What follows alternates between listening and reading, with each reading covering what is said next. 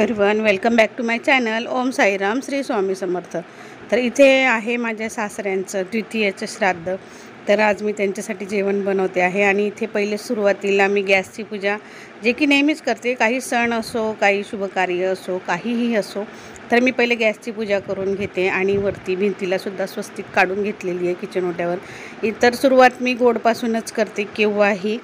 तर इथे खीर बनवत आहे मी, तर शेवाळ्यांचीच खीर बनवते आहे. आणि इथे कारले कापलेले मी रात्रीच सगळ्या भाज्या वगैरे कापून ठेवलेल्या जेवढ्या आपल्याला बनवायचे ते. डाळ पण मी रात्रीच भिजत टाकलेली.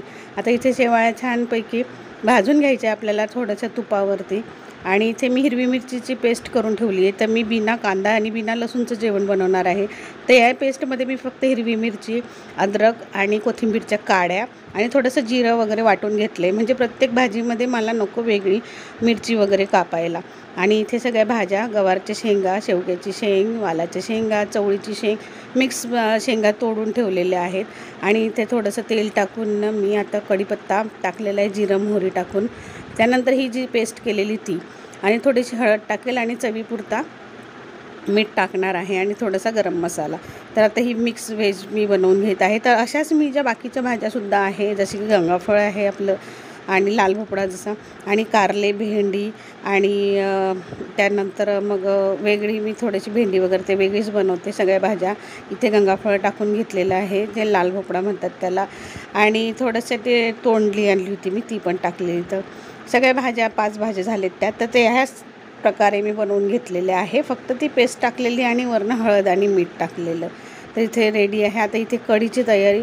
कढीमध्ये सुद्धा मी 30 पेस्ट टाकणार आहे हिरवी मिरचीची. आणि इथे जिरं मोहरी आणि थोडंसं हिंग टाकून घेतलेलं आहे कढीच्या ह्याच्यात. इथे दूध उकळतं आहे, शेवया आता मी त्याच्यात टाकून घेणार आहे. तर अशा प्रकारे थोडीशी हळद पण टाकायची आहे कढीमध्ये, म्हणजे मी टाकतेच.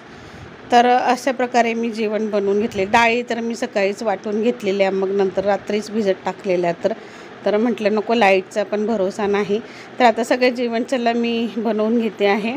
आणि पाटवड्या पण बनवायच्या आहे, तर पाटवड्यांचं पण मी तुम्हाला दाखवते. तर इथे हे बघा, पाटवड्यांसाठी मी थोडंसं फोडणी तयार केलेली आहे. तेल टाकून थोडंसं हलकंसं जिरं आणि मोहरी टाकून थोडंसं तिखट आणि 30 पेस्ट टाकलेली हिरवी, आणि थोडंसं हळद टाकलेली. इथे भेंडीची भाजीसुद्धा रेडी आहे. आणि ह्या साईडला मी टाकलेली आहे तोंडलीची भाजी. तर त्याच्यामध्ये आता मी बेसनपीठ टाकून ते छान घेरून घेईन आणि ताटामध्ये थोडंसं थापून घेईन. इथे बेसनपीठ भिजलेलं आहे भज्यांसाठी आपलं. इथे डाळ भात लावून घेणार आहे. बस चपात्या वगैरे केल्या, तळण केलं की झालं. हे भज्यांसाठी मी गिलके, मिरची आणि आळूच्या पानांची भजी. इथे ताट डायरेक्ट तयार दाखवते मी तुम्हाला, कारण वेळच नाही बाकीचं शूट करायला. तर इथे 5 भाज्या, विड्याचं पान, आणि त्याच्यानंतर केळी, अद्रक, लिंबू, वरण भात, पापड, सगळ्या प्रकारचे, तर बेसनची वडी केलेली ती, आणि त्यानंतर खीर, कढी आणि चपाती आपली. आणि त्याच्यानंतर मी अळूच्या पानांची भजी, वडे, बटाट्याची भजी, गिलक्याची भजी, मिरच्यांची भजी, कांदा तर नाही चालत. तर सगळ्या प्रकारचं बनवून घेतलेलं आहे. तर नक्की सांगा तुम्हाला कसं वाटलं, तुम्ही कसं बनवता ते सुद्धा सांगा. तर व्हिडिओला लाईक करा, शेअर करा आणि कमेंट करायला विसरू नका. तर आमचे द्वितीयेचे असतात माझे सासऱ्यांचे, तर ते बनवून घेतलं. इथे 3 ताटं तयार आहे, माझे सासू सासरे आणि माझे आईवडिलांचं आणि एक कावड्याचं. आणि ह्यातलाच एक घास काढून मिस्टर आता ते अग्निघास टाकणार आहे. चला मग भेटूया पुन्हा नवीन व्हिडिओमध्ये. Take care, bye bye. तर वरती लावलेले आहेत फोटो माझे सासू सासऱ्यांचा आणि माझ्या आईवडिलांचा. माझ्या आईवडिलांचं जे एकत्र आहे तो माझी आईवडील आहे, आणि सेपरेट जे आहे फोटो ते माझे सासू सासरे. आता हे अग्निघास काढत आहे सगळ्या त्यांच्या ताटातनंच एक घास काढून ते अग्निघास टाकणार आहे.